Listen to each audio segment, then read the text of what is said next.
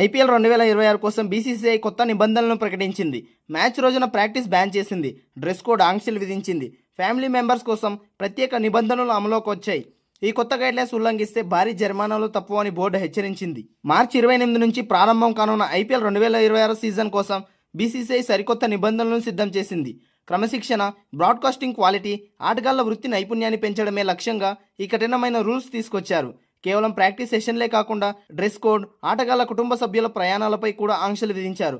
ఈ కొత్త గైడ్లైన్స్ ఉల్లంఘిస్తే భారీ జరిమానాలు తప్పవని బోర్డు హెచ్చరించింది. ప్రాక్టీస్ సెషన్లపై కఠిన ఆంక్షలు ఏవో చూద్దాం. బీసీసీఐ తాజా నిబంధనల ప్రకారం ఇకపై మ్యాచ్ జరిగే రోజున స్టేడియంలో ఎటువంటి ప్రాక్టీస్ సెషన్లు ఉండవు. ప్రధాన మైదానంలో ప్రాక్టీస్ లేదా ఫిట్నెస్ టెస్టులు నిర్వహించడానికి అనుమతి లేదు. ప్రాక్టీస్ రోజుల్లో ప్రతి జట్టుకు కేవలం 2 నెట్స్ మాత్రమే కేటాయిస్తారు. ఒక జట్టు తన ప్రాక్టీస్ను ముందుగానే ముగించినప్పటికీ మిగిలిపోయిన సమయాన్ని మరో జట్టు వాడుకోవడానికి వీలు లేదు. అలాగే ఓపెన్ నెట్స్ ప్రాక్టీస్పై కూడా బోర్డు నిషేధం విధించింది. కుటుంబ సభ్యుల ప్రయాణాలపై కొత్త రూల్ ఏంటో చూద్దాం. ఆటగాళ్ల వ్యక్తిగత జీవితం, వృత్తిపరమైన బాధ్యతల మధ్య స్పష్టమైన తేడా ఉండాలని బీసీసీఐ భావిస్తోంది. ప్రాక్టీస్ రోజుల్లో ఆటగాళ్లు తప్పనిసరిగా జట్టు బస్సులోనే ప్రయాణించాల్సి ఉంటుంది. వారి కుటుంబ సభ్యులు లేదా స్నేహితులు జట్టులో బస్సులో ప్రయాణించడానికి అనుమతి లేదు. వారు వేరే వాహనాల్లో మైదానానికి రావచ్చు, కానీ డ్రెస్సింగ్ రూమ్లో లేదా ఫీల్డ్లో మాత్రం ప్రవేశించకూడదు. కేవలం హాస్పిటాలిటీ ఏరియా నుంచి మాత్రమే ప్రాక్టీస్ను చూడాల్సి ఉంటుంది. ప్రెజెంటేషన్, డ్రెస్ కోడ్ నిబంధనలు ఏంటో చూద్దాం. మ్యాచ్ ముగిసిన తర్వాత జరిగే బహుమతి ప్రధానోత్సవం విషయంలో బీసీసీఐ చాలా కఠినంగా వ్యవహరిస్తోంది.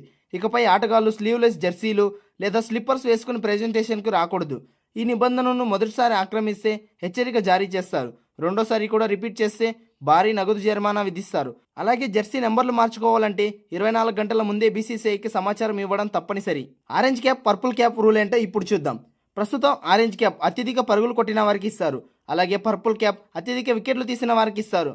మ్యాచ్ ప్రారంభమైన తర్వాత కనీసం మొదటి 2 ఓవర్ల పాటు ఆ క్యాప్ను ధరించడం తప్పనిసరిగా చేశారు.